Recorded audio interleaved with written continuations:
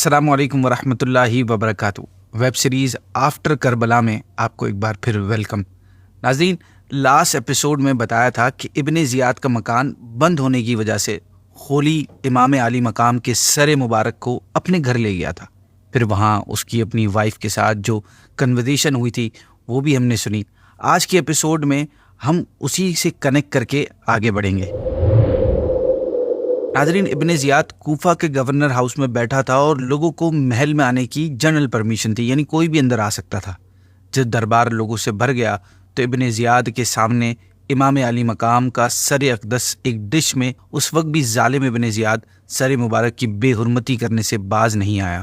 اس کے ہاتھ میں ایک چھڑی تھی جس سے وہ بار بار آپ کے لبوں اور دانتوں کو مار رہا تھا۔ اس وقت وہاں ایک بہادر صحابی رسول حضرت زید بن ارقم رضی اللہ تعالیٰ عنہ موجود تھے۔ انہوں نے اپنی جان کی پرواہ کیے بغیر ابن زیاد کی گستاخی پر اسے للکارا، جس پر وہ شاکڈ ہو کر رہ گیا۔ آپ رضی اللہ عنہ نے اس کو سر مبارک سے دور کر دیا اور پھر آپ نے بے اختیار رونے لگے۔ ابن زیاد سے یہ برداشت نہ ہوا اور وہ شدید غصے میں آ گیا اور آپ سے بے ادبی اور بدتمیزی کرنے لگا۔ آپ وہاں سے اٹھے اور لوگوں سے کہنے لگے، اے لوگو، آج تم سب غلام بن گئے، کیونکہ تم لوگوں نے سیدہ فاطمہ کے لخت جگر کو قتل کیا ہے اور مرجان کے بیٹے کو اپنا حاکم بنایا ہے، جو تمہارے نیک لوگوں کو قتل کر رہا ہے اور بڑوں کو غلام بنا رہا ہے۔ تم نے ذلت کو گوارا کیا ہے، اور جو ذلت کو گوارا کرے اس پر خدا کی مار ہے۔ پھر آپ نے ابن زیاد کو مخاطب کر کے کہا کہ اے ابن زیاد، میں تجھ سے وہ حدیث ضرور بیان کروں گا جو تجھے غیظ و غضب کی آگ میں ڈال دے گی۔ میں نے نبی پاک صلی اللہ علیہ وسلم کو دیکھا ہے کہ آپ نے اپنی ران پر حسن کو بٹھایا اور حسین رضی اللہ تعالی عنہما، اور اپنے ہاتھ مبارک آپ نے ان کے سروں پر رکھ کر یہ دعا فرمائی ہے، یا اللہ، میں ان دونوں کو تجھے اور نیک مسلمانوں کو سونپتا ہوں۔ اے ابن زیاد، دیکھ نبی کی امانت کے ساتھ تو نے کیا کیا۔ یہ کہتے ہوئے آپ وہاں سے روانہ ہو گئے۔ اس کے بعد اہل بیت کے دوسرے افراد ابن زیاد کے سامنے پیش کیے گئے اور وہ ان اہل بیت اطہار سے بھی بدتمیزی کرنے لگا۔ معاذ اللہ ان کے سامنے اپنی فتح کا اظہار کرنے لگا۔ وہ یہ سمجھ رہا تھا کہ میں نے امام کو قتل کر کے بہت بڑا کارنامہ سر انجام دیا ہے۔ قربان جائیے اہل بیت اطہار پر کہ وہ اس عالم میں بھی اس کے سامنے نہ جھکے۔ پھر یہ بدبخت حضرت زین العابدین رضی اللہ تعالیٰ عنہ کو قتل کرنے کی طرف بڑھا۔ امام علی مقام کی بہن حضرت سیدنا زینب رضی اللہ تعالیٰ عنہا آپ کے درمیان آڑ بن گئی اور ابن زیاد کو قتل کرنے سے روکا۔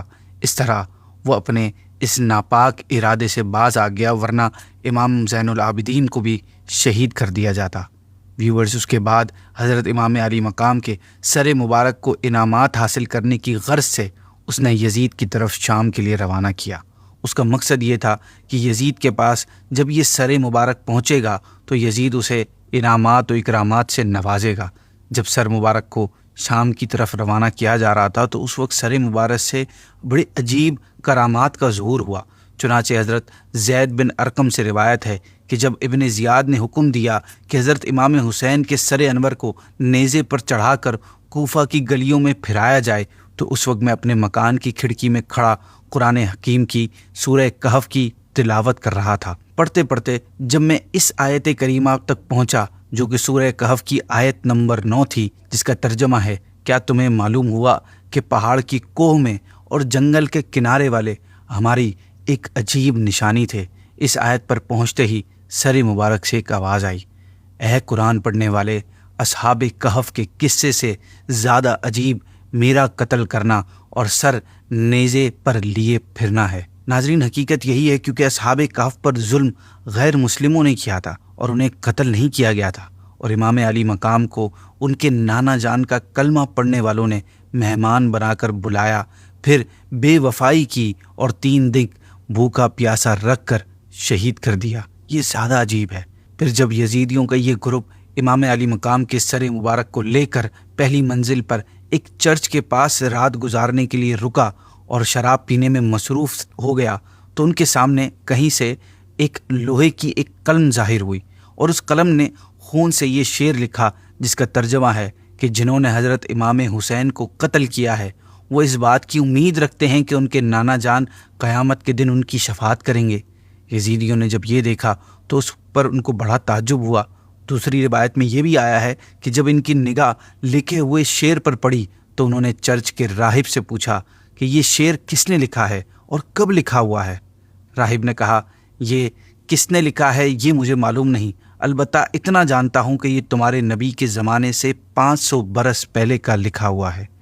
ناظرین، اس راہب نے جب شہیدوں کے سروں کو نیزے پر اور چند بیویوں کو اور بچوں کو قید کی حالت میں دیکھا تو اس کا دل بھر آیا، اور پوچھنے پر اس نے پورا حال جب اس کو پتہ چلا تو اس نے کہا، معاذ اللہ، تم لوگ کتنے برے آدمی ہو کہ تم نے اپنے نبی کی اولاد کو قتل کر دیا اور پھر ان کے بال بچوں کو قیدی بنایا ہوا ہے۔ پھر اس راہب نے ان یزیدیوں سے کہا کہ اگر تم رات بھر کے لیے اپنے نبی کے نواسے کا سر ہمارے پاس رہنے دو تو میں تم کو 10,000 درہم دوں گا۔ وہ لوگ راضی ہو گئے۔ راہب نے رقم ادا کر کے حضرت امام حسین کا سر مبارک لیا اور اپنے مخصوص کمرے میں لے گیا۔ پھر سر انور اور چہرہ مبارک اور مقدس زلفوں اور داڑھی کے بالوں پر جو گرد و غبار اور خون جمع ہوا تھا دھویا، عطر لگائی اور بڑی تعظیم و تکریم کے ساتھ اپنے سامنے رکھ کر زیارت کرنے لگا۔ اللہ پاک اس کے اس ادب سے راضی ہوا اور اس نے اپنی رحمت کے دروازے اس راہب کے لیے کھول دیے۔ راہب رونے لگا اور اس کی نگاہوں سے پردے اٹھ گئے۔ اس نے دیکھا کہ سر اقدس سے آسمان تک نور ہی نور ہے۔ جب اس نے سر اقدس کی یہ کرامت اور انوار و تجلیات کو آبزرو کیا تو سچے دل سے وہ لا الہ الا اللہ محمد رسول اللہ پڑھ کر مسلمان ہو گیا، اور صبح کو سر انور ان یزیدیوں کے حوالے کرنے کے بعد چرچ کو ہمیشہ کے لیے چھوڑ کر وہ اہل بیت کا خادم بن گیا۔ یہاں ایک اور واقعہ بھی ہوا کہ یزیدی لشکر نے آپس میں یہ فیصلہ کیا کہ جو درہم راہب نے دیے ہیں وہ یہیں آپس میں ڈیوائیڈ کر لیا جائے۔ چنانچہ انہوں نے جیسے ہی درہم بھری تھیلی کا منہ کھولا تو انہوں نے دیکھا کہ سب درہم کنکریوں میں تبدیل ہو گئے، پتھروں میں تبدیل ہو گئے، اور تھیلی کی دونوں سائڈ پر قرآن کریم کی 2 آیت مبارکہ لکھی تھیں، جن میں سے پہلی کا ترجمہ ہے، اور ہرگز اللہ کو بے خبر نہ جاننا ظالموں کے کام سے، اور دوسری آیت کا ترجمہ ہے، اور ان قریب ظالم جان لیں گے کہ کس کروٹ پر پلٹا کھائیں گے۔ ناظرین، ایک طرف ایک خوش نصیب نے سر مبارک کی تعظیم کی اور دنیا و آخرت کی سب سے بڑی نعمت ایمان حاصل کر لی، اور دوسری طرف چند بدبختوں نے اس سر مبارک کی بے حرمتی کر کے بھاری نقصان اٹھایا۔ پھر جب امام مظلوم کا سر مبارک اس ظالم یزید کے پاس پہنچا، یزید کے ہاتھ میں اس وقت ایک اسٹک تھی، وہ اس اسٹک سے سر مبارک کو چھونے لگا۔ اس وقت وہاں پر ایک کرسچن بادشاہ روم کا سفیر موجود تھا۔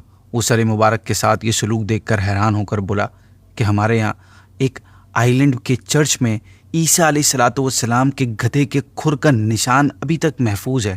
ہم ہر سال دور دور سے اس کی طرف حج کی طرح جاتے ہیں اور منتیں مانتے ہیں اور اس کی ایسی رسپیکٹ کرتے ہیں جیسے تم لوگ اپنے کعبے کی کرتے ہو۔ تم نے اپنے نبی کے بیٹے کے ساتھ یہ سلوک کیا، میں گواہی دیتا ہوں کہ تم لوگ باطل پر ہو۔ ایک یہودی نے کہا، مجھ میں اور داؤد علیہ الصلاۃ والسلام میں 70 پشت کا فاصلہ ہے۔ یہود اس وجہ سے میری رسپیکٹ کرتے ہیں اور تم خود اپنے نبی کے بیٹے کو قتل کیا۔ حیرانی سے یہ الفاظ بول کر وہ چلا گیا۔ حضرت علامہ ابن حجر مکی رحمۃ اللہ تعالی علیہ روایت فرماتے ہیں کہ سلیمان بن عبد الملک ایک مرتبہ خواب میں نبی پاک صلی اللہ علیہ وسلم کی زیارت سے مشرف ہوئے۔ انہوں نے دیکھا کہ نبی کریم صلی اللہ علیہ وسلم ان کے ساتھ لطف و کرم فرما رہے ہیں۔ صبح انہوں نے حضرت حسن بصری رحمۃ اللہ تعالی علیہ سے اس خواب کی تعبیر پوچھی تو انہوں نے فرمایا، شاید آپ نے آل رسول کے ساتھ کوئی بھلائی کی ہے۔ عرض کی، جی ہاں، میں نے حضرت امام علی مقام امام حسین رضی اللہ تعالیٰ عنہ کے مبارک سر کو خزانہ یزید میں پایا تو اسے کفن دے کر اپنے ساتھیوں کے ساتھ اس پر نماز پڑھ کر اس کو دفن کیا ہے۔ آپ نے فرمایا، آپ کا یہی عمل پیارے آقا صلی اللہ علیہ وسلم کی خوشی کا سبب ہوا ہے۔ اینی وے ویورز، امام علی مقام کے سر انور کے دفن ہونے کی جگہ کے بارے میں ہسٹری کی کتابوں میں مختلف باتیں آئی ہیں۔ بعض ہسٹورینز کا کہنا ہے کہ سر مبارک کو جنت البقیع میں حضرت فاطمہ الزہرا رضی اللہ تعالیٰ عنہ کے پہلو میں دفن کیا گیا ہے، جبکہ بعض کا کہنا ہے کہ کربلا میں سر انور کو جسم مبارک سے ملا کر دفن کیا گیا۔ ناظرین، آج کے لیے اتنا ہی۔ آگے کی ڈیٹیلز انشاءاللہ ہم نیکسٹ ایپیسوڈ میں سنیں گے۔ آئیے آپ کو ایک بڑی ہی پیاری فضیلت سناتا ہوں کہ حضرت سیدنا زید بن ثابت رضی اللہ تعالیٰ عنہ بیان کرتے ہیں کہ حضور صلی